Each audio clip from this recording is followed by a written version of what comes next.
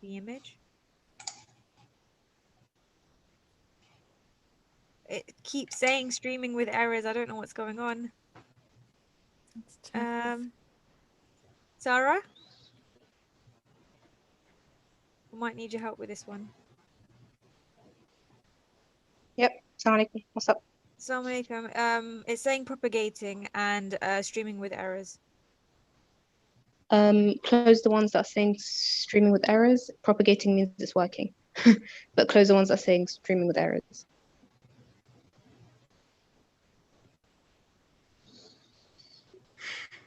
We're on. Oh, we're on. Okay, perfect. Yeah, I've just heard. I was like, oh, wait, I could see us. Okay. And here comes Zohra. Great, thank you. Great, lovely. Well, in that case, assalamu alaikum, everybody. And Zohra's just joined us. Great, and we're here with Margari Hill and Zohra Balu. So, of course, assalamu alaikum wa rahmatullahi wa barakatuh, everybody. Welcome to our Global Iftar 2021, of course, brought to you by the Ramadan Tent Project.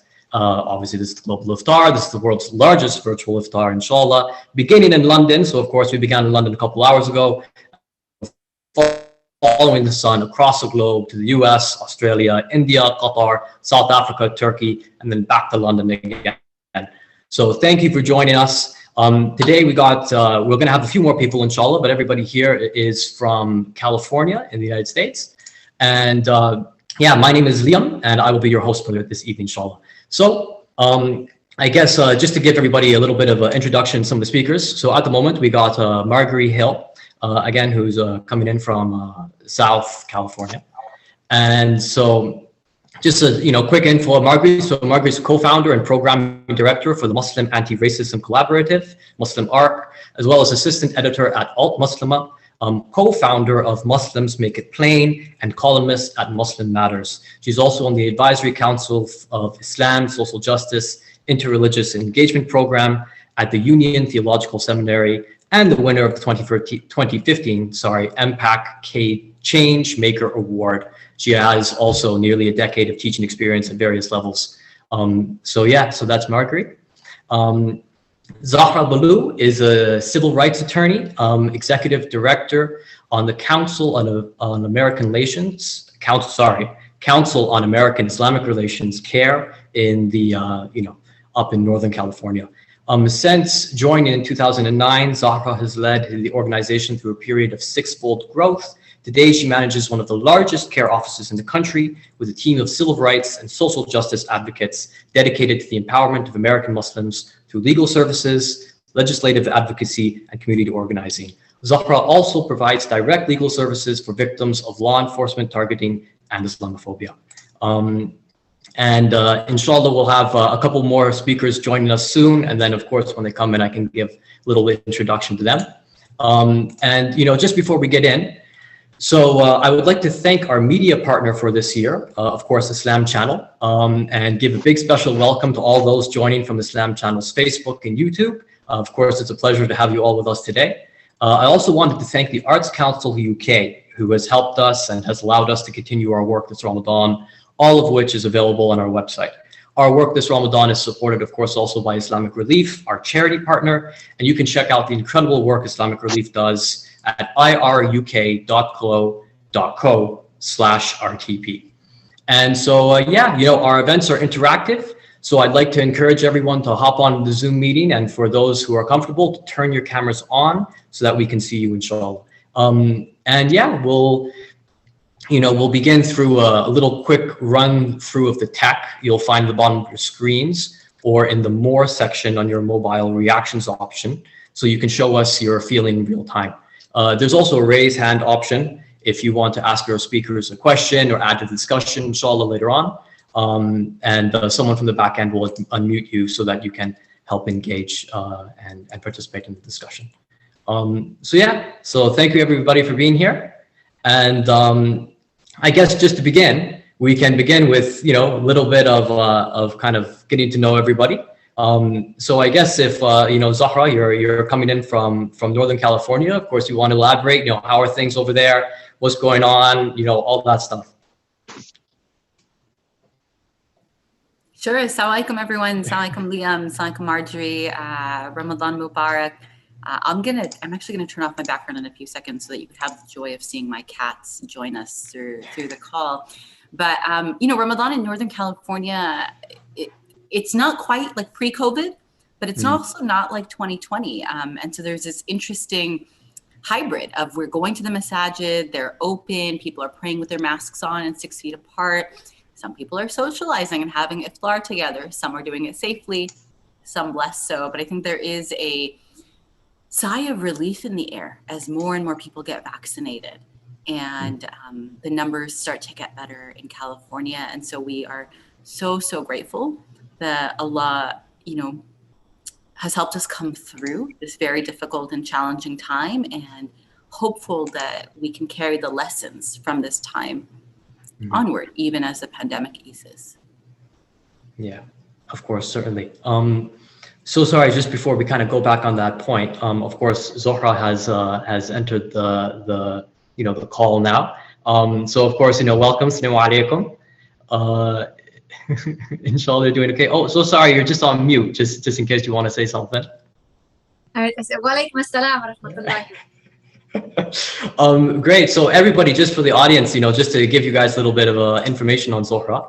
So Zohra is an established author, coach, entrepreneur, and speaker. She's been sharing her inspiration and love of learning with those around here for a long time now. She's an author of 15 books and an accomplished public speaker and a Muslim life coach. So Zohra focuses on helping people achieve their goals and working with individuals on resolving specific challenges within their lives. So Assalamu alaikum. So just, we were just saying that, just starting off a little bit of kind of, getting to know everybody. Of course, you guys are all coming in from California, if I'm not mistaken. If anybody else, if Margari or Zohra, if you guys just want to talk about how things have been where you guys are, of course, through this crazy time and all that stuff. Alhamdulillah, for me, it's been really good, to be honest with you. I always look at the cup as half full and take advantage of the situation. So since COVID hit, I actually finished my master's degree in Islamic studies. I got a lot of other stuff done that I normally couldn't do because I would be traveling or doing other stuff. So I just kind of rearranged, life and thinking about, okay, what can we do to make the most out of this time? And in Ramadan, mashallah, tabarakallah, because my kids, some of them are younger and everyone can't be at the mosque. And some of the kids, there's like age requirements. So we actually started doing tarawih at the house. And my boys who memorized the Quran, mashallah, they're actually leading. So it's been a blessing because I am now using them to actually do it. Because if we went to the masjid, they wouldn't do it. They would just stand behind there. But now they actually have to do it. And they're like, oh my God, this is hard. So it's been a blessing in disguise, alhamdulillah. Alhamdulillah. Good. Honestly, that's amazing news. That's very, very good to hear. Margari, how it's been for you? How's it been down in Southern California? Yeah, I have to unmute myself. I do talk to myself a lot, especially with during the pandemic, as somebody that is like the only Muslim in my family. So it's like, a lot of the iftars are by myself or just me and my daughter, and but like things are starting to open up and people are meeting socially distanced. Like we've been to a restaurant and went outside, and but there's events like this. It's like breaking fast with community virtually on a Zoom call, and that's also been an experience. It's been a beautiful experience because in some ways it has allowed me to connect with people that I normally wouldn't see for a long time, but it's like we kind of normalize meeting virtually. Like we still have people that are still still having sick family members and still worried and getting calls, right? So there are people that are still mourning, but there are people that are still celebrating, like they're gathering and I just got my shot, my first dose today. So I just feel really blessed that we made it. I mean, last year during, the last time, like the global iftar, which was for me was definitely a light, like I was with Zahra Bilu and Hatem Bazian, and normally we wouldn't have been able to connect during Ramadan because they would have been busy doing like masjid tours, and they're like such high demand speakers. So it was like it was definitely a highlight for that socially distanced Ramadan. And now that things are opening up, right, that people are starting to socialize more, and there is that hope, right, that we can get through this. And it's still like sort of like a it's like a hope with still deep sadness, because we have our brothers and sisters in India, like, who are struggling, right? We still have people globally that are struggling.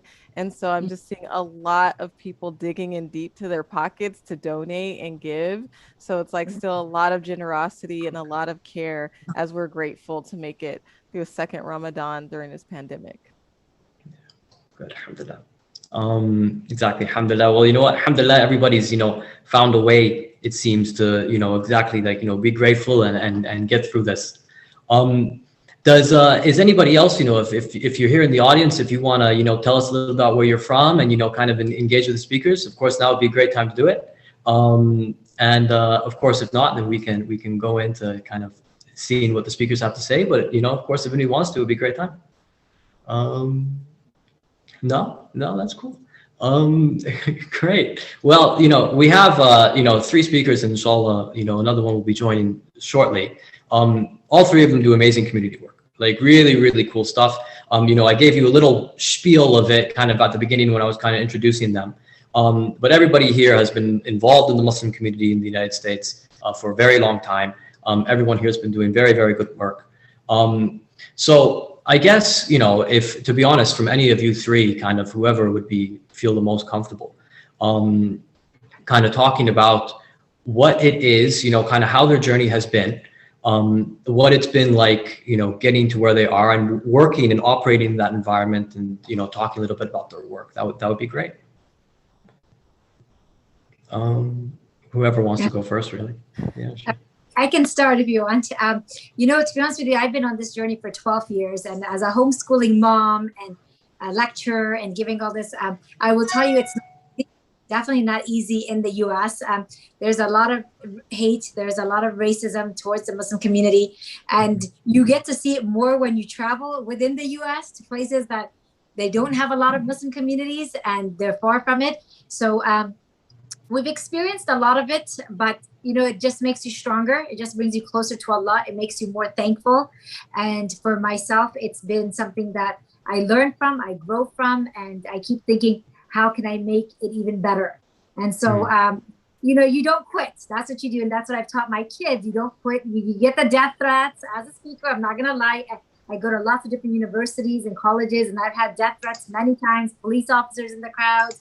I've had security, and I tell my kids I might not make it out of this, but you don't let this die. You just keep going, keep doing the best. And we're here for a purpose, and just make the most out of it. So that's my experience. But alhamdulillah, I'm here and we keep going, and I'm thankful. And like she said, all we can do is make every day our best and help each other, especially everyone that's suffering around the world, whether it's India right now or everywhere else where COVID has hit harder. And just keep it going and not dwell on the little things, and just, try to do the best we can for each day we're here. Yeah, great, lovely, amazing. No, that's awesome. Zohra, maybe do you want to talk a little bit more about, because of course, you do a lot of amazing consultancy work. You're an author of a great deal of published books. Maybe you would like to talk a little bit more about that, kind of inform the audience, kind of what you've been doing and the impact, inshallah, that of course all your work has made. Alhamdulillah, my books are in different areas, and I'll be honest, it's kind of when I'm inspired and motivated. I study a lot, I read a lot, and I teach a lot. But, my biggest goal in this life, my brother, is to please Allah. That's my biggest goal. And that's the biggest goal probably of all the believers, right? But, the hadith of the Prophet ﷺ, when he said only 3 things benefit you when you die, that is the purpose of why I write books, why I give lectures, because that's a sadaqah jariyah. The other one being raising righteous kids to make dua for you and to keep that legacy going. That's my second one. And the third one being doing any kind of charity work that's ongoing. So this is my ultimate goal in life, is to do these 3, keep teaching and growing, and, making sure that if my last day comes, and it's going to come for all of us, anytime, any moment, that I've left behind these 3 things. And inshallah, that's what benefits me in the hereafter. So that's really my purpose of all of what I do, alhamdulillah. Alhamdulillah, that's amazing. No, of course. Great. No, that's amazing in terms of the work that you do. I guess if any of the other two speakers kind of want to talk again, same thing, just kind of inform the audience on the work that you're doing and talk about, you know, the work you're doing to help the Muslim community. That would be great. Yeah, I guess Margari? I can, yeah, like I can kind of jump in. I mean, in this past year, right? I mean, it's been quite a whirlwind from the racial disparities that we witnessed with COVID, right? And then there's other things that we don't know, right? We haven't been able to disaggregate the data to see how hard hit the Muslim community has been, or like South Asians have been faced with COVID, or, you know, who are, many of them are in the front lines of the medical industry, right? Or even Arab Americans, because they don't collect that data because how, like, you know, the racial categories, but we know, like, right, it's like that the you know, the funeral homes, like I just saw like a recent article, like they were like really backed up, and so we went from that, right, to you know, almost a year ago, like during Memorial Day, May 25th, of witnessing a murder, and that, like, of law enforcement taking 9 minutes of torturing a man till he died, right? And our whole country went, you know, like just went out. It was like national uprising, and the incredible demand for anti-racism work. And so, you know, and in that time, you know, like, and it was a deep time of uncertainty for MuslimARC, as we had to reconstitute new leadership teams and build new teams to work in the different areas. And you know, so many answered the call for racial justice in the Muslim community, and they stepped up and they supported and they uplifted the work that MuslimARC has done, and that also meant an increased demand for our workshops. And so we were really busy, and, you know, and the community, like, you know, like it was, they really supported MuslimARC, and for us to be able to like reach out to like the masajid and board members and communities, and when my work was honored, you know, like I actually, like, and I didn't update my bio, which I got to, like, on that page, but it's just like, I mean, it was like, I literally like cried when I got like an email, and I was like, I don't know if I could make it, because I had like all these events. I had a scheduling conflict, so I had to be in 2 places at once.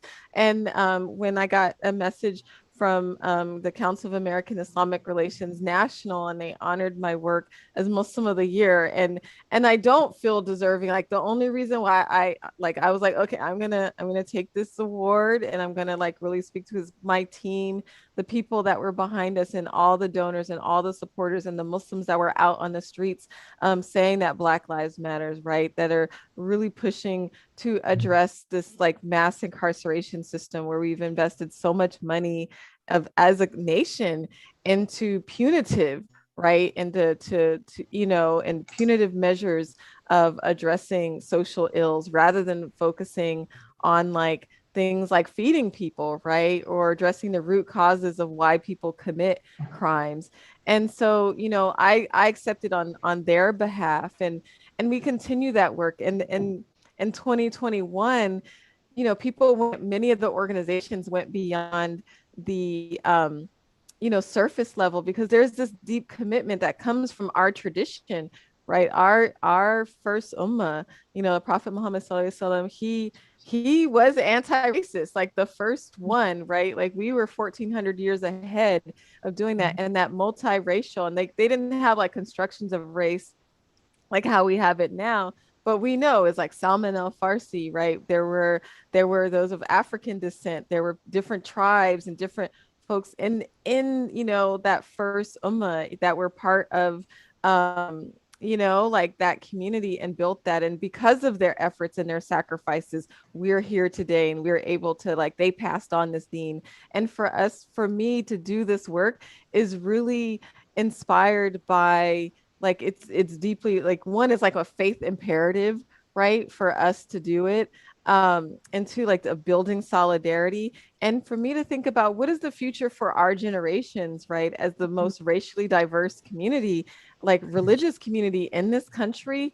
It behooves us to be unified, and that we could provide a model for other communities, right? Like, look, we're having these advanced conversations on race that I'm not seeing that other communities are coming together and having that. And so I do feel like really blessed to be in this position, to be able to provide these services and to like hold spaces and to be in conversations with such amazing leaders. So yeah, like I'm doing it really to please Allah, right? Like, you know, like I'm trying to, like when like I wake up every day, sometimes I don't know what I'm supposed to do, like as executive director, and anybody that's like kind of been executive director is like, you have to put on all these hats, and I have to pray. Like I hit that prayer mat at the end of the night, and I'm just like, you know, and I do ask Allah that's pleased with me and to forgive my mistakes. But at the same time, I'm like so like sometimes, so like it is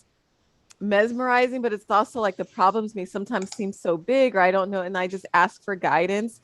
And each day, like, I mean, Allah guides me to be better and better. So I'm still learning and growing, and you know, and just happy to be in community and to continue to do this work. Amazing. Amazing. Great. No. Well, inshallah, you can continue for a very long time, and inshallah, you get great work done. You know, like everybody else, you know, the speakers here. No, amazing. Great. Well then, Zohra, if you want to talk about the work you're doing. Yeah. I mean, Zahra and Zohra. Yeah. Sorry. Zohra and Marjorie took the words right out of my mouth. I was, you know, I was doing a program with some youth recently, and the moderator asked, like, what does success look like for you? And I said, it really is just that we have to ensure that Allah is pleased with us. In my work, one of the things I do is I visit a different masjid every night to talk to the community about CARE's work, what's going on with their civil rights and how they can get engaged. And one of the things I ask them for, I ask them for their money, and all of our organizations need money. I also ask them to get involved, but I consistently ask them to make dua for us, because we do all of this work. You know, we work so hard, sleepless nights, death threats, safety and security, community judgment. Like, there's so many consequences for what we do, but we do it in pursuit of Allah's pleasure. And if we obtain that, then nothing else will matter. None of those other consequences are actually impactful. And if we don't, then it's all for nothing. And so I was just really appreciating that came up with Zohra and Marjorie's comments also, is Allah's pleasure is first and foremost. So in my work, I'm the executive director of one of the largest care offices in the country, in the United States. And we are an American Muslim civil rights organization. So we were founded by people who said, where's our community power? How do we organize to protect each other? Who defends us when we are attacked? And how do we balance being responsive to being consistently attacked, which we are and have been for decades, even predating 9/11. And then how do we spend time being proactive and building on the offensive? What is the world that we dream of? And so we do a variety of things. We provide legal services to anyone who's facing discrimination because they're Muslim or they're mistaken for Muslim. We also provide immigration legal services, which has been a very cutting edge issue in the United States in the last number of years, following the last president, and even now, as people are seeking, what is my immigration status so that I can be safe, so that I can build a home and a family and know that I won't be taken away in the middle of the night. And we provide all of those services free of charge. We work with the media to ensure that when there's a question of who Muslims are or what do Muslims think, Muslims are actually the ones answering those questions. We do a lot of community education because none of this matters, right? None of this matters if only 3 or 4 of us know about it, whether we're talking about our religious beliefs or immigration law or civic engagement or any of those things. And so that's one of the reasons I go to a different masjid every night. It's actually why I'll have to run off a little bit early today, is to make it to my commitment to be with a local community. And then we work with our elected officials and our community to build those interactions, right? While we need to have more and more people who believe like us, who pray like us, who have the same values as us in office, that is still not the case. And of course, having Muslims in elected office is also not always the solution. Sometimes they are worse for us than those who are not Muslim. And so we need to, walk that fine line, but really building engagement so that we can't say, well, why did they make those policy decisions? Did we call them? Did we ask them? Did we hold them accountable? And did we remove them from office when they didn't do what we wanted? And so we do a lot of different things. And as executive director at our office, I get to work with a team of 20 people, mashallah, who are really committed to serving our region's American Muslims, and also working more broadly cross-regionally to ensure that we aren't just doing our work locally, but we're scaling, we're networking, we're learning, and we are ensuring that everybody can do what they need to. Yeah, great, amazing. No, that's all amazing. Oh, and Dr. Hatem has just joined us now. Assalamu alaikum, Doctor. Oh, you're muted, unfortunately. 1 second. Not the first time I'm muted. Assalamu alaikum, everyone. Wa alaikum salam wa rahmatullahi wa barakatuh. Sorry, so we were just everybody was just kind of talking about the work that they're doing in the community. Of course, everyone here does amazing community work. So everyone was kind of just telling, you know, how they've been, what they've been doing recently, or kind of, you know, generally. So alhamdulillah, it went very well. For everybody who's watching, just to give a little introduction to Dr. Hatem. So Dr. Hatem Bazian is a co-founder and professor of Islamic law and theology at Zaytuna College. He's also a teaching professor in the departments of Near Eastern and Ethnic Studies at UC Berkeley, University of California, Berkeley, sorry. Dr. Bazian is also on the board of several organizations, including the Islamic Scholarship Fund, Muslim Legal Fund of America, and Muslim Americans for Palestine, of which he is also the founding president. So also, you know, long history of doing very good community work, alhamdulillah. Assalamu alaikum. Alaikum salam. Doctor, I guess if we want to, you know, more or less get right into it, if you're happy with that, you know, everybody again just told us about your work. If you want to talk about kind of some of the work you're doing, you know, whether it's focusing on, of course, you know, the education side, or if you want to focus on the more community work, just kind of, you know, give an introduction, how it's been, how you're doing work in community, what you're doing with the Muslim American community. Yeah, that would be great. Well, Jazakumullah khair. It's a pleasure to be back with you again. I maybe will focus a little bit on the current work on Islamophobia that we have been working on, especially as we have just released our new volume on Islamophobia and gender, which is an area that is heavily understudied and under-theorized, because we often focus only on media discourses, but not how Islamophobia targets the Muslim women in particular, where 80 to 85% of violent attacks, Islamophobic attacks, target Muslim women across different areas, whether you speak in France, UK, Australia, New Zealand, or even in terms of India and the United States. So how to really think of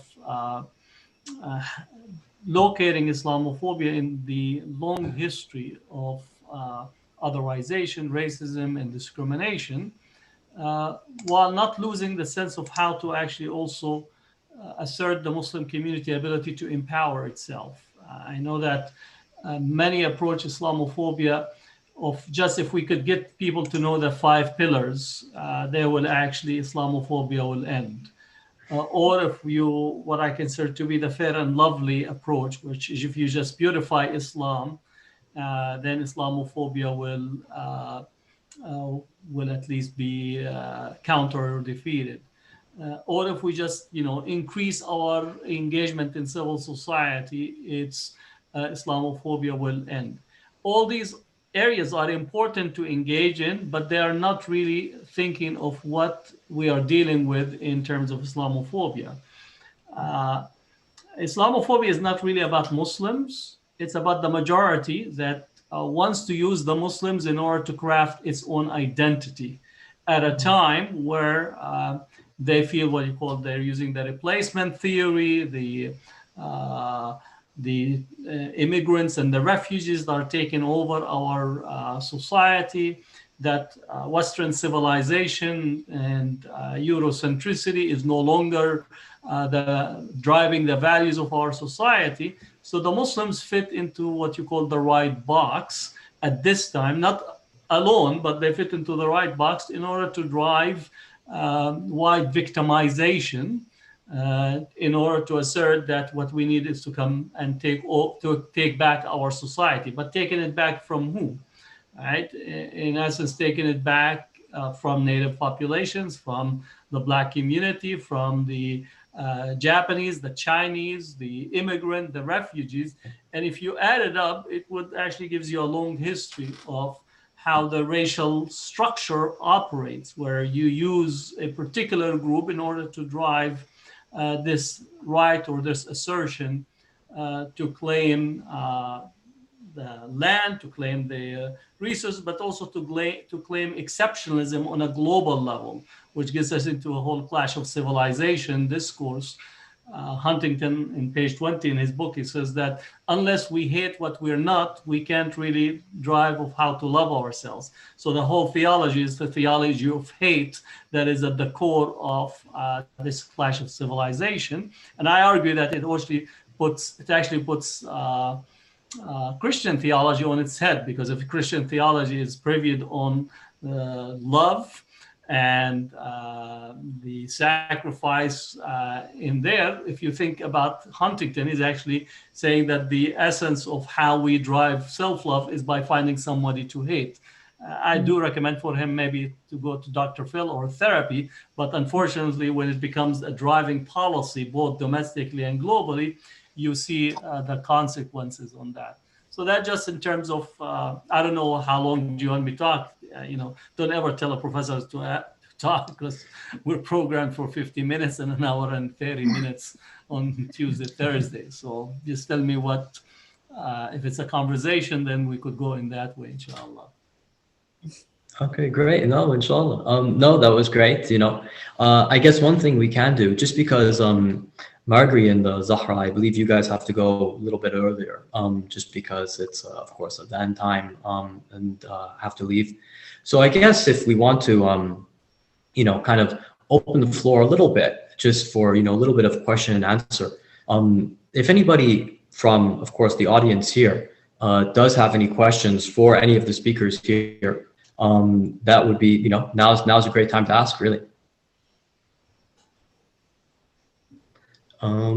If not, I have questions, so it's okay.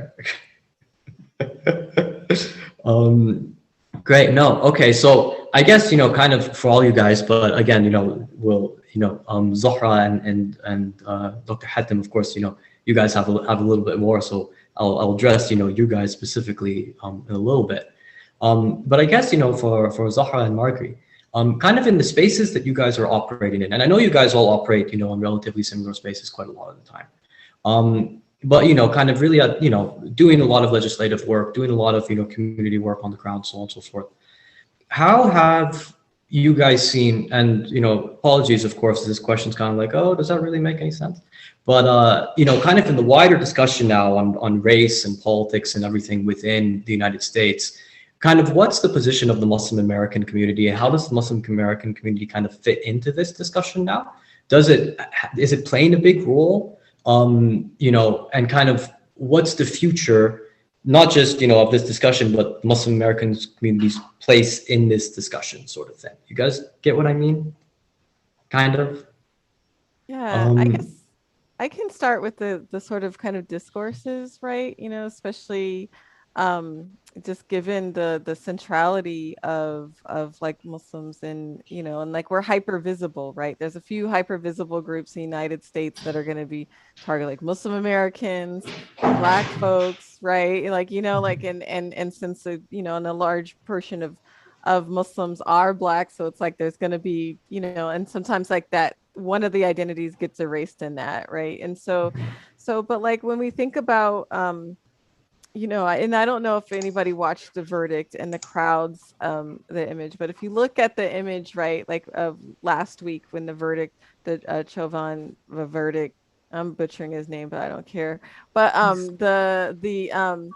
the verdict, and when you look at the sign, right, like what was it behind the scene and the people that were out in the streets, and you see halal food, right, because it's cup foods, right? So it's like now, like in people's kind of burning in their imagery, right, around George Floyd is like halal, right? And not everybody, like if people were watching, like they knew that, you know, George Floyd was murdered in front of a Muslim-owned store. But this is also in like Ilhan Omar's district. So Ilhan Omar is one of the first Muslim women that were elected to the House of Representatives, right? So it's like her and Rashida Tlaib, and which in Detroit, which is also a very Black city. It was like, you know, her Black constituents were like down for, and that shows like the kind of connections, right, in Detroit. But even just getting back to like the George Floyd thing, and the Attorney General, who's the Attorney General? Keith Ellison, right? And he's Muslim. So like Muslims, like in the biggest story, right? The most, you know, that burned, like just changed everything, right? We were part of that story. Imam Makram also, like at the like his Muslim center also provided some services to George Floyd. So you know, like we're part, like we're deeply tied to that, and because of that, right, that caused a kind of racial reckoning in a way that I hadn't seen in a long time. I mean, I've read things, you know, whether you have like Quakers who are like anti-racist, like there's some religious groups that were always abolitionists, right? But like for Muslims, like as like compared to other faith groups, like we were like, you know, and ISPU has done a study on it. It's like we're much more likely to have more progressive views about race, right, and have critiques around the administration for being racist. But I think it was like because of like how deep those issues affected us, right, and as a community, we turned inwards to look at how did we internalize anti-Blackness? What were our institutions? Did they represent the plurality of Muslims? Were they representative of, you know, the demographics? Were our masajid segregated? You know, and many Muslims wrote pledges, like the institutions wrote pledges to address racial justice, and we were out on the streets, and you could see like the kind of visibility, you know, in Minneapolis too, like the Somali community was out there in the forefront, African Americans, like Arabs, like all, like there was all sorts of Muslims that were out there. And so where we're at with racial justice, I think that from the discussions that were happening, both from a national level to community based, because I mean, compared to the year before, where I mean, in our services, like when we were doing anti-racism trainings, the year before we had about 30, right? And they weren't that deep, but you know, like there were like 30 trainings, maybe they'd be like a little hour workshop, it would be here and there. But last year it was like we did 68. Like, I mean, and these were like, some of these were like long workshops. These were like a lot deeper work, like the questions that were being asked, the work and the changes. Like, so we more than doubled our workshops, and, you know, more than quadrupled the requests. And sometimes we'd have to compile, you know, like we're like, okay, you and you, we're going to do this all together. And so there, I think as a community, that commitment was there. And, you know, and it's not a separate thing, right? Like we know, like we are racialized, and that and the stakes were so high in the election cycle, right? In the census counts, right? And so getting the vote out, get out the vote efforts to really push for racial justice. So Muslims were part of broad-based coalition work. And, you know, and I would actually like defer to Zahra, who's doing the civil rights work, and Hatem Bazian, like in the Bay Area, because I know you also have different angles to talk about where we were at in this year of racial reckoning. Great question, and Marjorie's perspective is right on it. I would suggest, you know, one other way that I'm thinking about it is that as difficult as the last 4 or 5 years have been, you know, one of the silver linings has been this like urgent wake-up call for immigrant Muslims to get involved, to see the consequences of their apathy and of sitting on the sidelines, to see the consequences of the unresolved anti-Black racism in immigrant Muslim communities, and to see the consequences of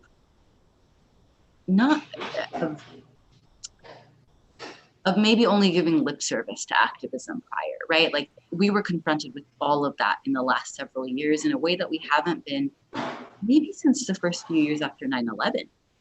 And so in addition to the very difficult and needed conversations and work around activism, I think there's also a lot happening around connecting the dots between so-called Muslim struggles, right, with Islamophobia, and broader social justice struggles around environmentalism and immigration and police accountability, and prison reform and the military-industrial complex, and so much more.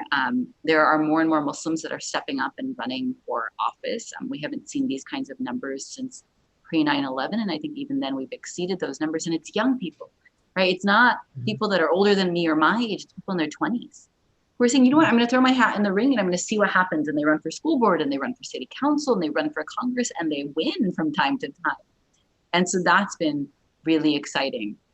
There's also a recognition among our partners and friends that they need to include us, that we will hold them accountable, that we will mobilize against them, and that we will support their opponents. My one note of caution is something that we're seeing right now around a specific political nomination in the US, but I think might be relevant more broadly as we think about how we move forward in terms of civic engagement and representation. Representation is not in and of itself the goal. Tokenization hurts us, particularly when we allow people who identify as Muslim but don't align with us on values to be used as tokens, right? A brown face in the right place is not what we are seeking. And so we need to be really cautious of this, is that as people step up, as people voice their opinions, as people use their Muslim identity, even at times, as political capital, we want to be thinking about what that means, what we expect of them, and how it needs to be more than simply, I call myself a Muslim and so you should support me, or I will be good for the community. Sometimes those people won't be good for the community. And so we need to get more savvy about this and really bring nuance to the conversation that is beyond just, hey, like Muslims are cool, vote for us. And I'm not saying any of us on this lineup would say that, but I want to raise it because I think it's a difficult thing to say, oh, you're Muslim and I'm actually not going to support you this time because you didn't earn my support. You haven't proven yourself to this community. Right. Yeah, it's good. No, that's both right. That's very good from both of you guys. I actually have a bunch of follow-up questions in my head now, but there's a few of the audience that have their own questions, so I'll defer my questions. We'll see what the audience has to say. I guess we'll start kind of from over here. I guess maybe following up on that, Zohra. One question we have here is, how do we get more people from a South Asian / BAME background to vote? And I guess, how does that happen? And maybe if you want to tie that into, in terms of the relevancy and the how good of a thing this is, sort of thing. Yeah, I mean, I would offer a few things. One is peer-to-peer mobilizing around voting is still what I believe to be the most effective. I've been doing voter mobilization for 20 years now. And, when I think about the email lists we have today versus then, or the television ads, or the candidate forms, honestly, the thing that moves people the most is your friends and family. So if you're voting, make sure you're telling 5 other friends, make sure they're telling 5 other friends, right? I'm not going to vote because somebody sent me an email. I mean, I'm going to send the email, right? Someone who sends the emails, I'm going to keep sending them. But that's not necessarily what moves people who weren't going to move otherwise, right? The emails inform people who were already going to vote. So that's the first thing, is peer-to-peer mobilizing remains one of the most important things that we can do, that ordinary community members can do. You don't need to be an activist. You don't need to lead an organization. Even in my family, right? Like, we check in on each other to be like, did you vote? Did you vote? Did you get in your early voting? Where's your sticker, right? Those kinds of things move people. The second I would say is to think about it as arguably a religious obligation, right? To speak up for justice, to take action for justice as our religion calls us to, and to see that not as something separate or incidental or, if I have time, but rather I will be asked. Like, I had the privilege of voting when so many other people do not, undocumented people do not. People returning to society from time incarcerated have those rights taken away from them. People who are working low-wage jobs don't always have the ability to get away from work to go vote. So there's so many people who are left out of the equation, and not to mention all of the people abroad, particularly when we're talking about the US and Western countries. People who are impacted by our country's foreign policies do not get a say in what they are and how they are developed. And yet we do. And so I always think to myself, Allah will ask us, like, what did you do? How did you do it? Did you do the most that you can? And so I actually see it as a religious obligation. And then the third and the last thing is actually to move away from thinking about voting as the be all end all. Voting is the bare minimum, right? If it is all I do, in my case, as a US citizen with a roof over my head and food security and a stable job, it is honestly like not enough. It is the least. And if all I do is show up on election day and never, ever, anytime else, never to a protest, never to a town hall, never to a letter writing event, never give money to a fundraiser, I'm not doing enough. And I worry that when people really think about civic engagement as limited to voting, and then they don't get the results they want, they're disappointed, right? And you know, we should remember, of course, that the results are not in our hands, that Allah asks us and requires us to do what we can. We're responsible for the output, not the outcome. That is up to Allah. But still, when we don't get the outcomes we want because we didn't tie our camel, we didn't make the complete effort, we get disappointed. And we're like, oh, I'm not going to vote again. Look at who won. Well, it's like, no, civic engagement is never just about voting. I think often about 2016, I was really excited about Bernie Sanders running for president. It was one of the first times in my voting life, in my adult voting life, that I had been excited about a presidential candidate, because I really can't stand most of the others. And when I decided to, you know, put my little old name behind him and say, I'm going to endorse this man for president, I also bought airline tickets to go to Washington, D.C. for the inauguration, should he win, right? I ended up still going anyways to protest the actual outcome of that. But I said, you know, I'm going to show up and cheer him on and remind him, right? Not just me personally, but like thousands of other people, right? That we put him here and he is accountable to us. And so I tell people often that the most important day for civic engagement is actually the day after the election, right? When you have to get to work to hold people to their promises or plan for the next election. Oh, that's amazing. I guess, you know, following on that, and this kind of, you know, this question can be for everybody, you know, not directed towards one person. You know, we have one question from one of the audience. What are practical solutions we can take as an individual to help our community? And I guess, you know, what I'm kind of thinking that, you know, for me personally, just to add on that, you know, what practical steps can people take in all the different spheres you guys work in?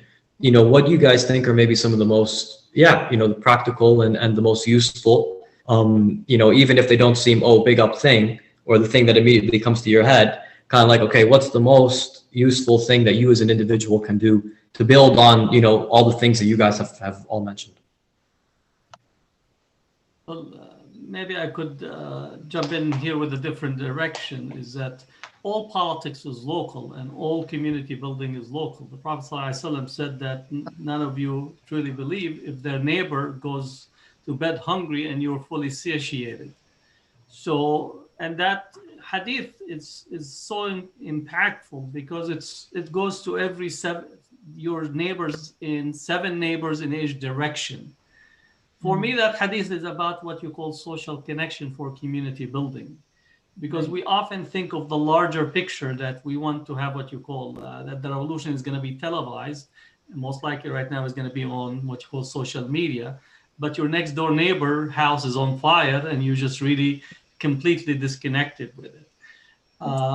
More importantly, I think, as in the Western context, that we have become accustomed to really being disconnected in how we relate and how we work. So for me, the most impactful thing is that are you able to translate this into meaningful work and meaningful connections in your local arena and your local neighborhood? Does your neighbor call you if there's a problem they have, whether it's getting some needed sugar that you ran out, or some rice that you need before you go to the store in general. So these are the things that are impactful. And if you can translate those, then you are able to do the other parts, building these community relations and structures, because it's a collective effort. and making those connections that will have an impact on the long run. And I think we have become accustomed to being disconnected and being organized in the abstract rather than in the real substantive and that could be touched and felt. I agree. Yeah. Anybody else want to talk about that, build on that sort of thing? I guess I would like to build it, and I agree. I think having, focusing on the local, right?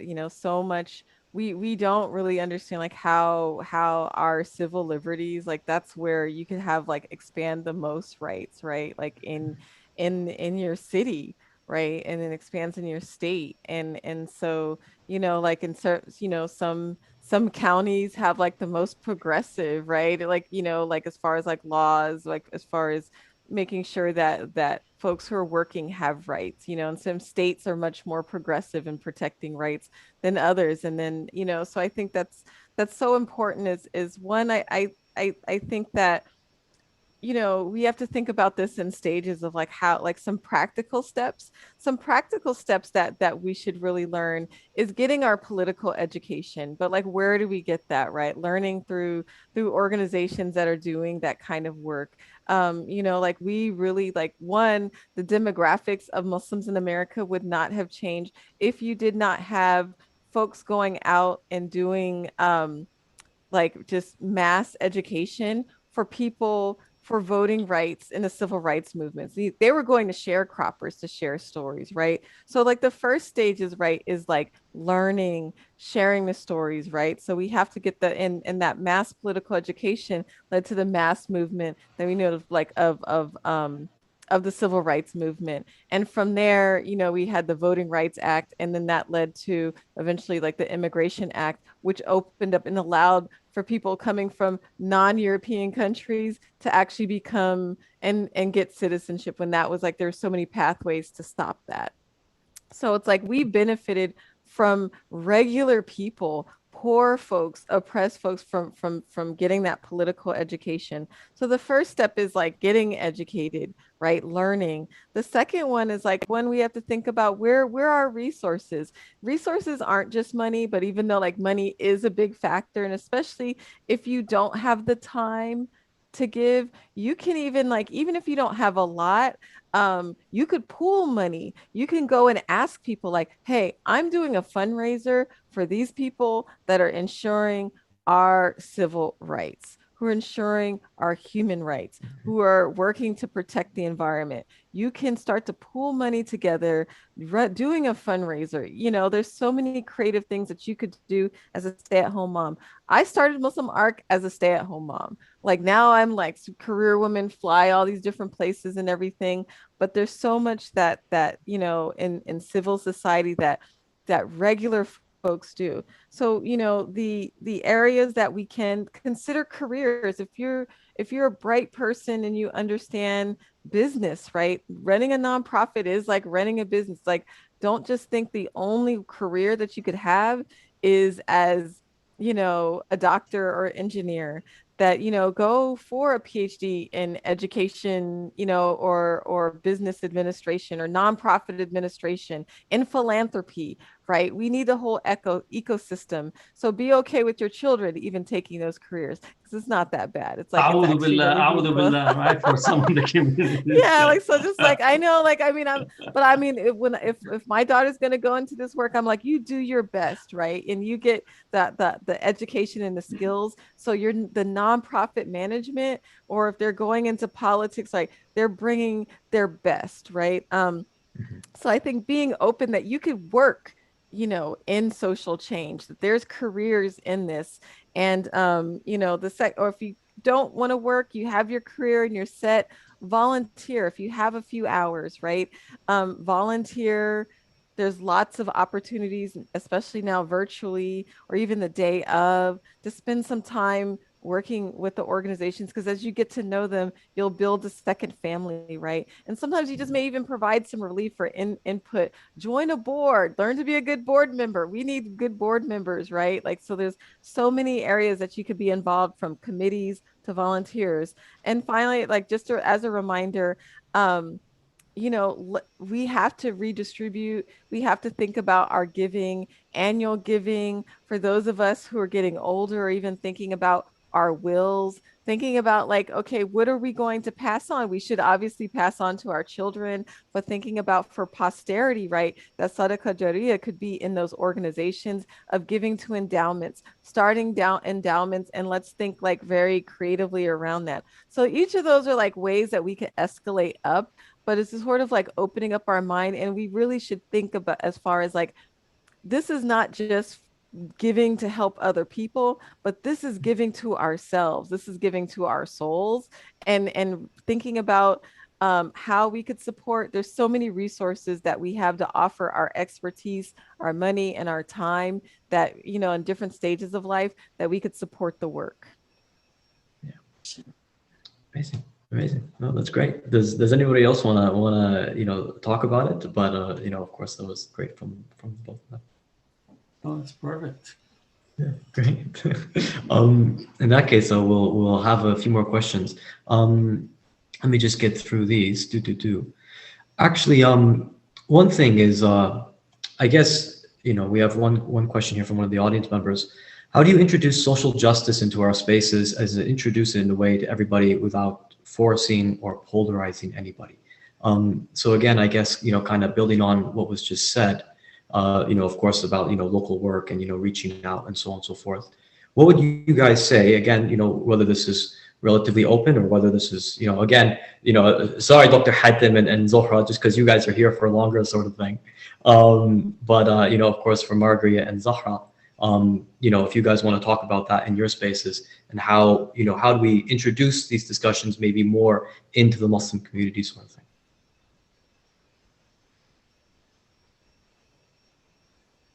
It's up to you guys. And I think that storytelling is such a great way to make these connections, right? I was talking to a family member recently about the crisis with migrants coming across the US-Mexico border. And by crisis, I mean the crisis that the United States has created in their countries, forcing them to flee, and then the inhumane conditions we put them through when they seek safety. And, you know, the conversation was around what does it take for a family member to send their child on this arduous journey? Because it is so unbelievable, I think, for many parents who have the privilege of raising their kids in the United States and middle class and upper middle class backgrounds, generally safe, to think of parting with your children in this way. And so it was the story of some children that brought this person in, and then connecting that to the stories in our tradition, right? Even if the one that we talked about in that context was Musa alayhi salam's mother, and sending him away as a baby, right? To be like, what we are seeing, what we are experiencing is not unique to these circumstances. There are long histories behind these kinds of things. There are examples that we can parallel. And so I think storytelling is a really important way to bring people in. The other two things I would offer is giving people, you know, to the context of like local action. I would also say incremental action. And so it can be a lot to be like, well, Zahra has to raise like X $1 million per year, or, you know, Margari is always on a plane to a different part of the country, and like Dr. Hatem and Zohra have published, you know, X number of books, right? Like that's a lot for an ordinary person to think about. But, you know, could I find 5 friends to give $100 each? Could I find 2 friends to come to a protest with me? Could I find 10 friends to write letters to prisoners or elected officials? When you start to make it that easy to do, and easy will really vary, right? But to start with like good recurring actions, which is also something our tradition teaches us. I find that we can bring people in. And so I sometimes have to check myself to be like, okay, who am I going to ask for $20,000? Because I know people that can write that check, right? And they're few and far in between in my age range still, but they exist. Who am I going to ask for $100? And who am I going to ask for 5, right? Who am I going to say, hey, can you organize the protest? Versus, you know, can you make the banner? Versus, can you just show up for like 20 minutes, an hour? And so incremental action. So storytelling, incremental action. And then I think the third thing, and something that we lean into a lot at CARE, is we have the incredible blessing of our masajid. Right. So one of the reasons I'm so excited about, the numbers shifting in the pandemic and us making some progress and people getting vaccinated is because we have captive audiences at our masajid, right? So these are people who are already making the effort to engage the community, to act on their faith. And so they are ripe and willing. We just have to go to them and engage them. And so people ask me, like, why do you spend so much time in the masajid? Obviously, I know there are many, many Muslims who don't go to the masajid, and we want to find ways to have them feel included. But, my local masjid will have tarawih tonight, and even social distanced with masks, with, not everybody is fully vaccinated. Like, they've got to bring their own mats and they've got to pray on the concrete. They'll still get over 1,000 people. And so tapping into those crowds, I think can really help us move towards mass action. Margari, do you want to say something just before we have the first adhan? Gosh, I mean, yes, all of that. That was just so beautifully said. So I don't know like what I could like just add, but just like I think that we should really think about like small consistent actions that are manageable, and get very comfortable in that, and just keep asking Allah to like purify our actions and accept, and just really tie our work, right? It's like like the outcomes, like we don't own the outcomes, but really it is like how we are as a community together and showing up with like mercy and care. Just Zahra, like you just really blew me away with the Musa story. That's the first time I've heard that, and and that's such a profound story and archetype of like this is what parents are doing, right? And so thank you for sharing that. I'm learning so much from my other panelists, right? And just it's making me more deeply committed to like my faith and my own practice in this Ramadan. Like when I'm thinking about like tarawih, like my tahajjud and my du'as, like for everyone here in this space, and that we could come together and do this good work. And and I truly believe that like like we were all made, we were created before, and we were in like in that time before together, and I pray that we'll be reunited in Jannat al-Firdaus, inshallah. Inshallah, ya Rabb. Inshallah, Ameen. Great, amazing. Well, thank you very much for the guys. So just for the audience and everybody, we're going to be playing the first adhan. Of course, stay with us. Don't go anywhere. We'll be right back, inshallah. Just because we're going to play the first adhan, of course, for Southern California. And here we go.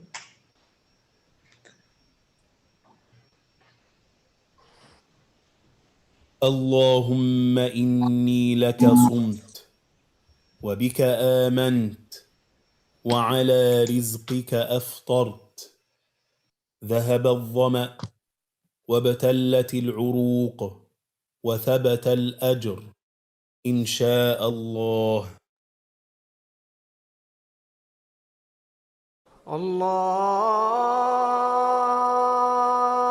الله أكبر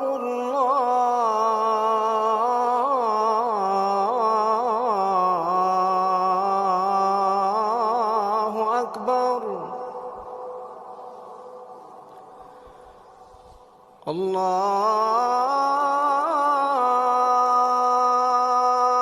الله أكبر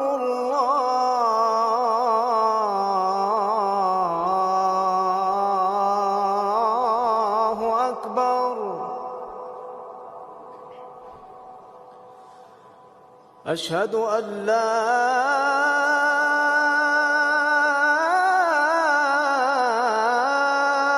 إله إلا الله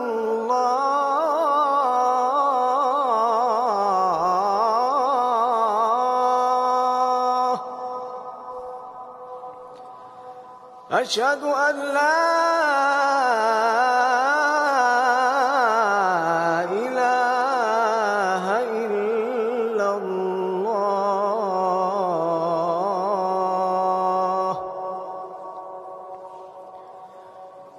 أشهد أن محمدا رسول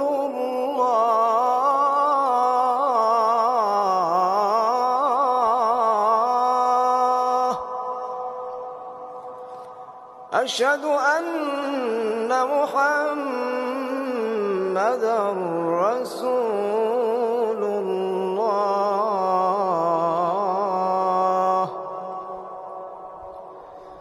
حي على الصلاة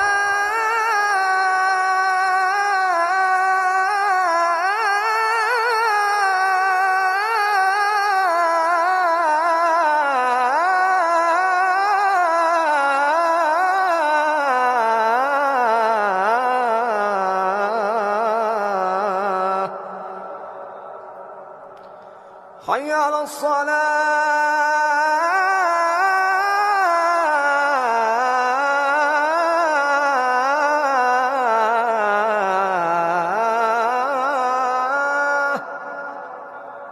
حي على الفلاح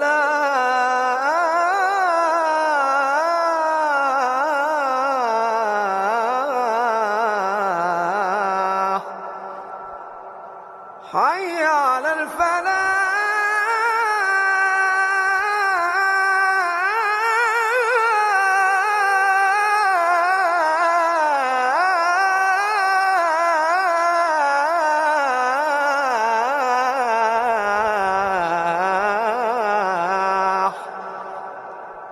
الله أكبر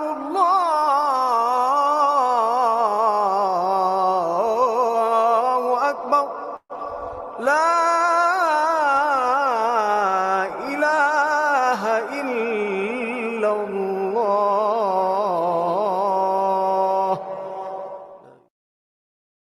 اللهم رب هذه الدعوة التامة والصلاة القائمة آت محمدا الوسيلة والفضيلة وابعثه مقاما محمودا الذي وعدته إنك لا تخلف الميعاد.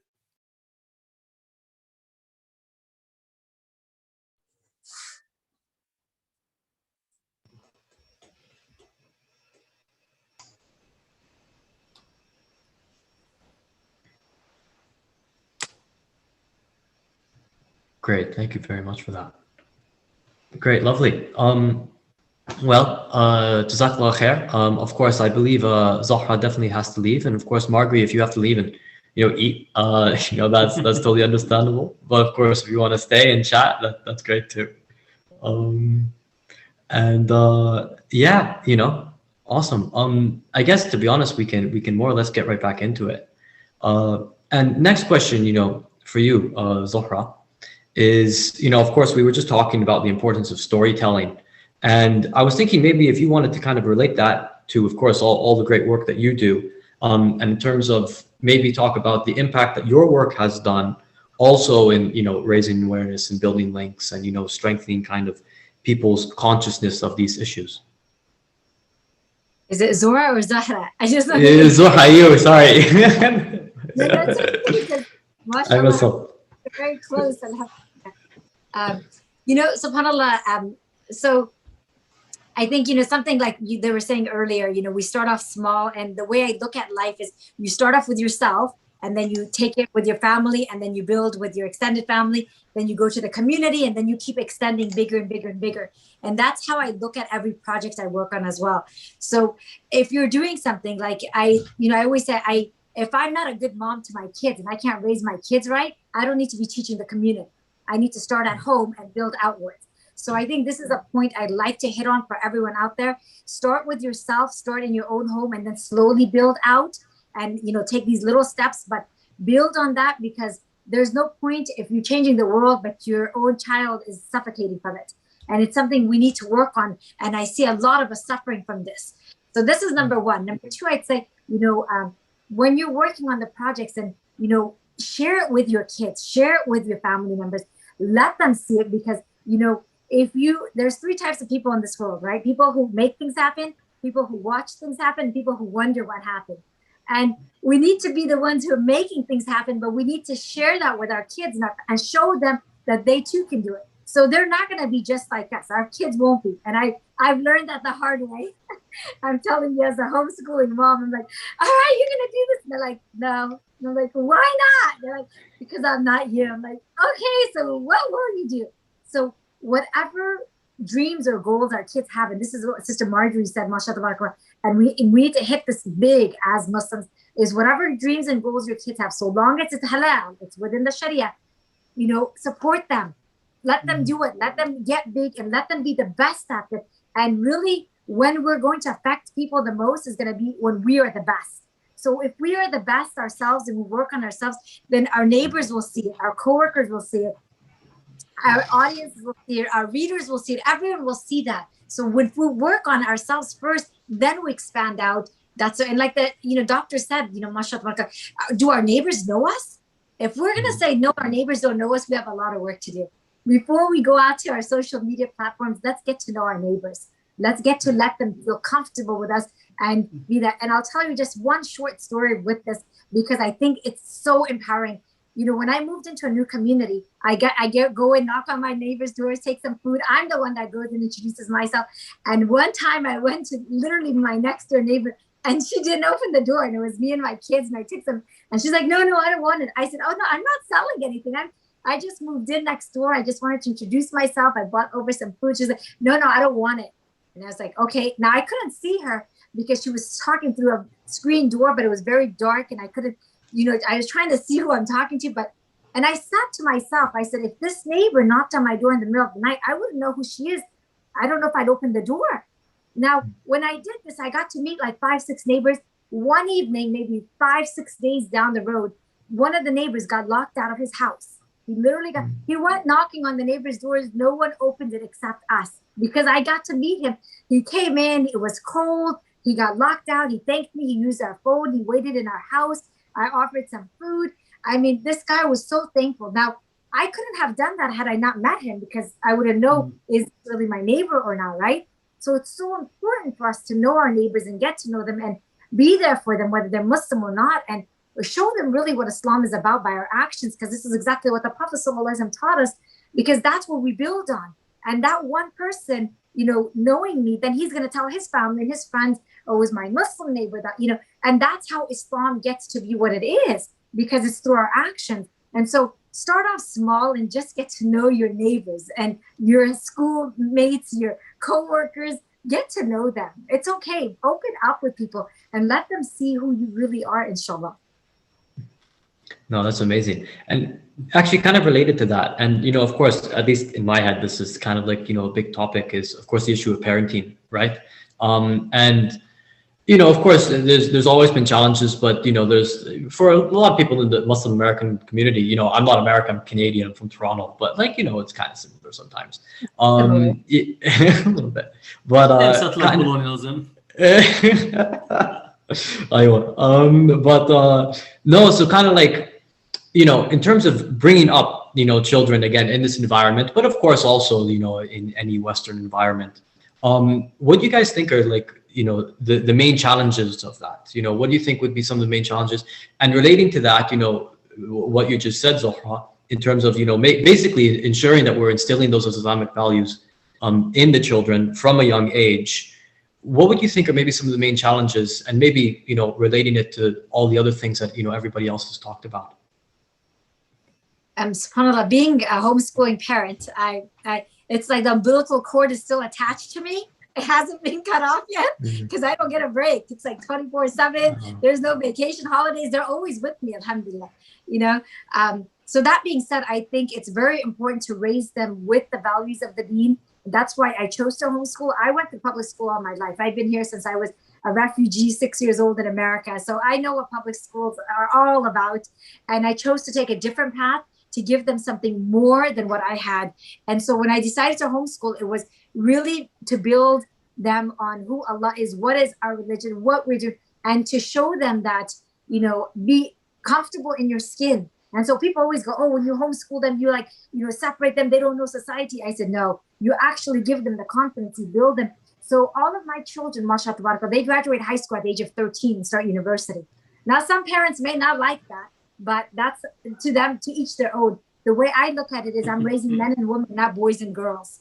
I'm raising a generation where all of my kids, mashallah, between them have authored 15 books. They're international speakers. They've got black belts in Taekwondo. They do lots of stuff. So I'm raising leaders to go out there and say, okay, what are you going to do? Now, they're all going to do it in their own individual way. They're not going to be like me, but whatever path they take, inshallah, they have a strong foundation of who they are and what they want to do. One of my sons tells me, Mom, I'm going to be a YouTuber and I'm just going to like give dawah through YouTube. And I was like, yay, I'm so excited. Okay, you be you, inshallah. Just be the best here. So it's knowing that they have the foundation, that they know what they're doing, that they're true to themselves. They've got the the virtues of morals and values, and they don't lie and steal and cheat. And I've told my kids this. I said, you commit a sin, like you commit a crime. I said, and I find out you've committed a crime. If I don't take you to the police station and I don't turn you in and I don't testify against you, I am not your mother. I said, that's the kind of mom I am, because I did not raise you to do that. And our religion does not teach that. So when you go on and do it, just remember what side I'm going to be on. And my kids were like, yeah, right. I think like we'll have more mercy from the judge and everyone else than my mother.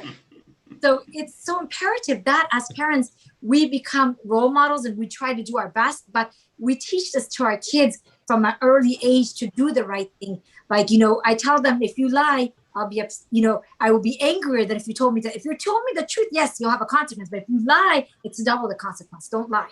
So you teach them this from the home. And the foundations come from the religion. It comes from the teachings of the Quran, from what the Prophet ﷺ taught us. It comes from the deen. It doesn't come from me. So build on it. And then, subhanAllah, whatever they face, inshallah, they can handle it. Inshallah.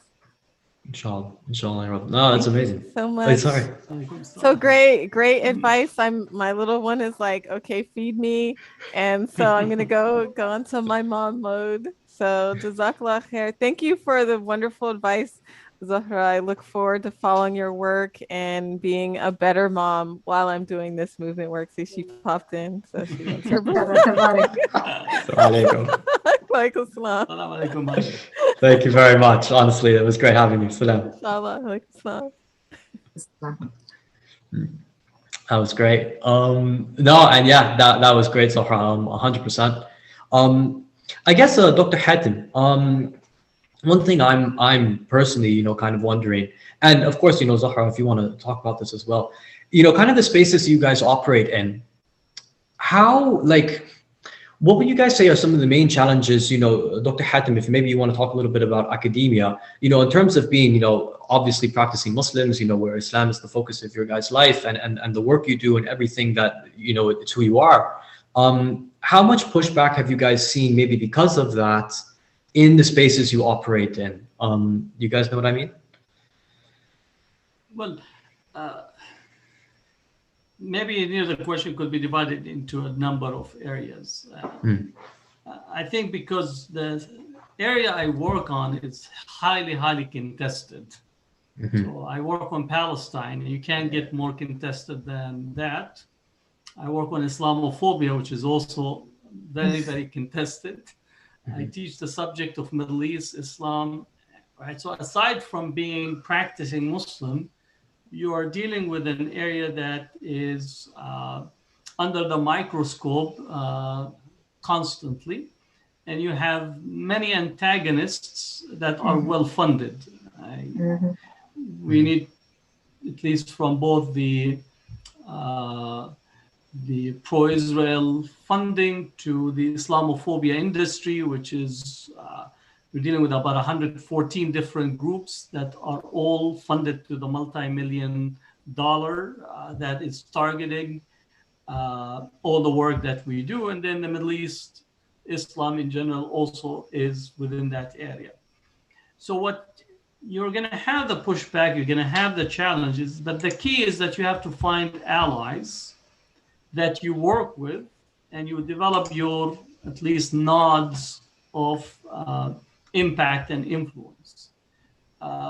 In academia, you're not going to get anybody, like everyone, to be with you, but you have to craft an area where you could create colleagues that work with you on similar topics, similar concerns, and then you can try to make an impact. Your major impact is on the future generation of the students that come and study with you. I just recently looked at, I was doing my academic analysis, and the number of students that have come through my classes is close to about 9,000 students. And I do keep in contact with a large number of these students, whether they need letter of recommendation or they come back, visit, bounce ideas, and so on. So that's an impact that you could actually is tangible, that you have to balance the distractions, the challenge, the lack of, let's say, conference invites. But again, some conferences you don't want to be there because the gatherings, again, if you want to be into a gathering that often is recycle the same nonsense, by all means, it's just, they take place almost on a daily basis. So you have to make sure that you are a person that is trying to make an impact. And I would say that within the area of Islamophobia in particular, that now we have created almost a field of study with a cluster of people that have came together to create that space. Without university support for the most part, without institutional support to the level that you would possibly have in other arenas. But it is because it's an academic field with a cause. It is not for you to get what you call that affirmation from academia or those who are custodians of the canon and with problematizing the canon itself. So I think that you have to do that. As far as you're being a practicing Muslim, for me, that just, I'm a practicing Muslim. If somebody can't deal with that, then recommend a therapist for them.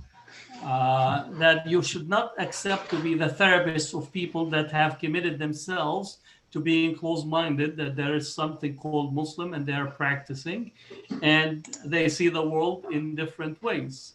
So, and I think often we begin to try to cater to people's attitude and perceptions and negative reactions. And in this sense, we undermine our own ability to have sovereignty of our own self and our own practices as Muslims. And this is, again, not to go out and you're trying to fight everyone. It just says, here what I am. If I don't tell you that you're X, Y, and Z, why do you come and knock on my door and to say, I don't like this? I said, does my door say that I'm a therapist for anyone that has a problem with Islam? Right? If my door says that, then you knock it. If it doesn't, then, you know, I am not in here. I often say to people, I'm not in here to actually solve colonial questions. Because for me, a question about Islam is a colonial question. And in the same way that you don't knock on my next door neighbor who's teaching biblical study and you actually knock on them and say, I have a problem with the field that you are engaging in. I have a problem with the Catholic Church. I don't see my next door neighbor in the college. Actually, they might have a debate and discussion in the classroom, but nobody knocks on their door with that question, meaning Islam is a question, a Muslim is a question. The question is only if you actually give it recognition and you begin to answer it. Once you begin to answer it, then you have lost your sovereignty over yourself and your sovereignty about Islam and Muslims and so on, whether in a university or any other setting. So what we need is to really understand your point of departure. The other has to adjust to who you are. You don't adjust who you are based on the attitude, perspectives, or the desires of some individuals, academic or otherwise. Wow, that's amazing. No, that's very, very good. And you know, we only have a few more minutes left to the ADEN. But Zohra, of course, if you want to, you know, again, maybe build on that, talk about some of the challenges you've, you know, come across. You, as you said at the beginning, some very serious challenges, and how you know, keep strong through. You know, SUBHANALLAH, and Dr. said it very well, mashallah. Speaking at colleges and universities, you get all sorts of people there at the events. And this is like, you know, keynote speaker or whatever you call it, for 1 hour, 60 minutes, an hour and 40 minutes.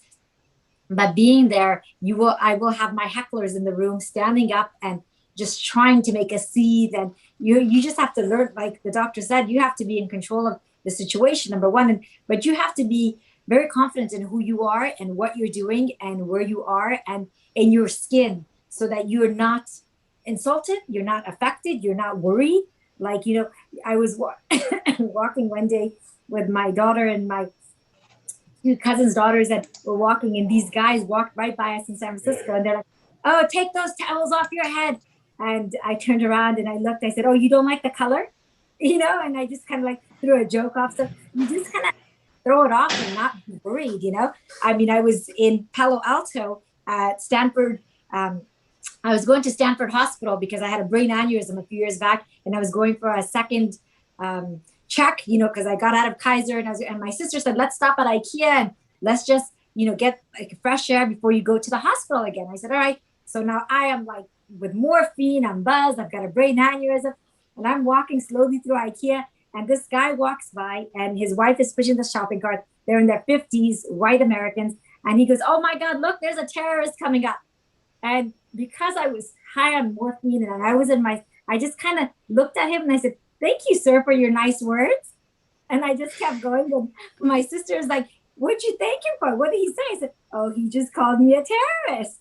And mind you, I wrote a book called "No, I'm Not a Terrorist," right? But point being, there's times where you just have to make fun of it. You just have to relax. You have to know who you are. Don't get offended. Don't be upset. There's a lot of ignorance out there, and I don't blame every single person. Sometimes it's the media, sometimes it's the TV, sometimes it's what they read in the news, sometimes it's how they were raised, and you just have to give people a chance and just let it go.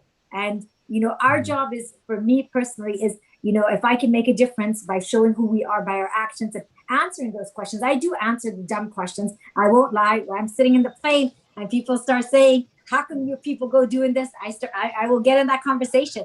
I'll say, "Well, how come your people go doing this?" And we go back and forth. But I do it very politely. I have fun with it. I enjoy it. And by the end of the time, we've exchanged email addresses. I send books out. So it's just a matter of being comfortable in your skin, being confident in who you are and what's your purpose in this life. And to be honest with you, I always tell my kids, it's funny because every time they tell me you're going to die, I'm like, "All right, I'm going to meet Allah." Like, I'm just all excited, like, "Mufti Menk, you better be ready for my janazah salah," and I get all, and my kids are like, "You just want to leave us." And I'm like, "Oh, I'm just ready. When Allah says it's time, it's time. Like, I'm not going to fight this, So if you're comfortable with who you are, you're going to be comfortable with every moment of your day. You just do your best. You're going to have everything come to you, because Allah tells us, He's promised us, the closer we get to Him, the more difficult our tests will be. And we have to be prepared for that mentally, emotionally, physically. Tests are coming. So how we handle them, it's going to be up to us. And the best way to handle them is with patience, and how the Prophet ﷺ taught us. The more we know our deen, the easier it'll be, inshallah. Inshallah. Amazing. Jazakallah khair for that. That was great. And everybody, of course, it's the Adhan time now. So we're just going to play the Adhan for everybody, inshallah. Inshallah. اللهم إني لك صمت وبك آمنت وعلى رزقك أفطرت ذهب الظمأ وابتلت العروق وثبت الأجر إن شاء الله.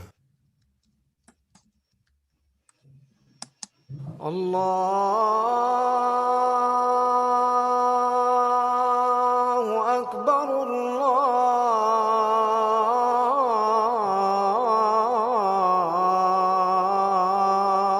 الله أكبر الله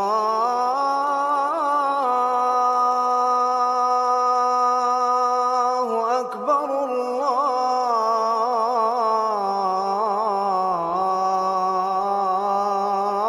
الله أكبر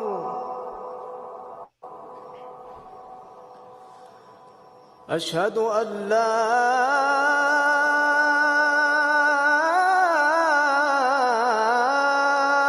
إله إلا الله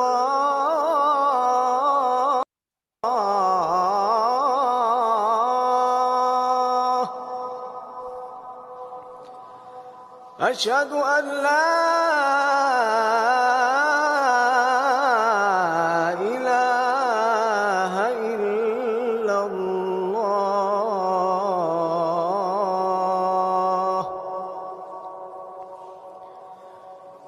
أشهد أن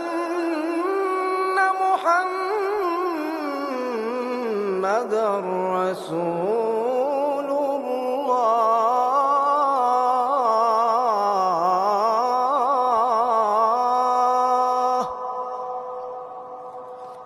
أشهد أن محمدًا رسول الله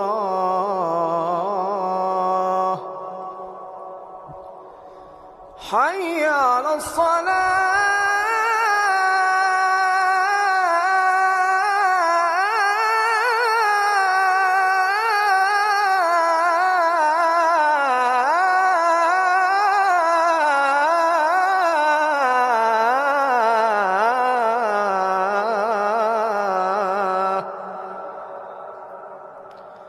حي على الصلاة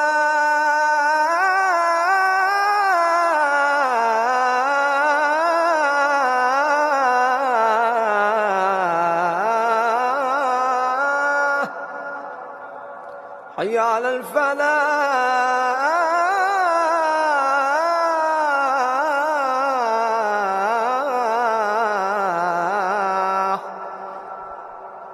حي على الفلاح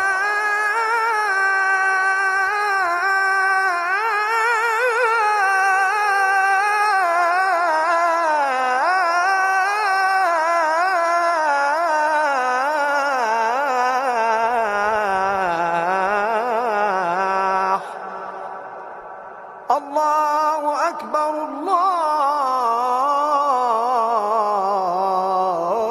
الله أكبر لا إله إلا الله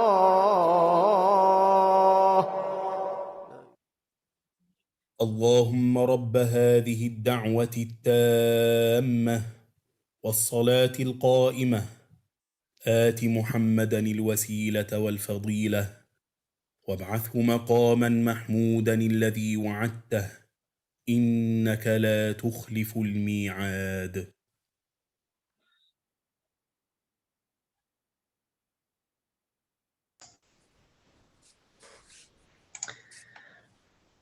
Great. Well, that brings us to the end of our event now, everybody. So of course, Dr. Hatem had to leave, but of course, Sister Zohra, thank you so much for coming. Honestly, massively appreciate it. It was a great event. Honestly, genuinely, it was really, really good, and it was great talk, and we learned a lot. I certainly learned a lot. I know inshallah everybody else did. I'm pretty sure they did 100%. No, so honestly, Jazakallah khair.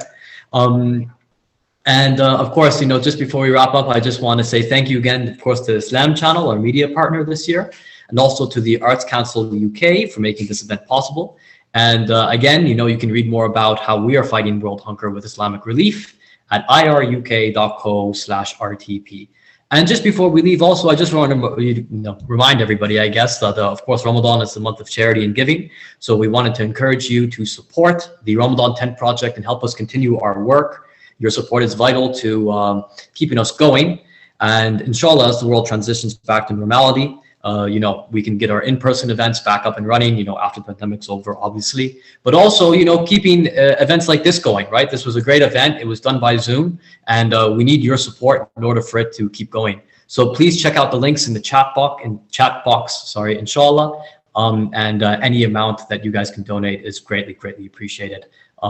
So yeah, Jazakallah khair, and thank you everybody for coming. And inshallah, whoever's having iftar, have a great iftar. Assalamu alaikum wa rahmatullah. Wa alaikum assalam. Assalamu alaikum, everyone.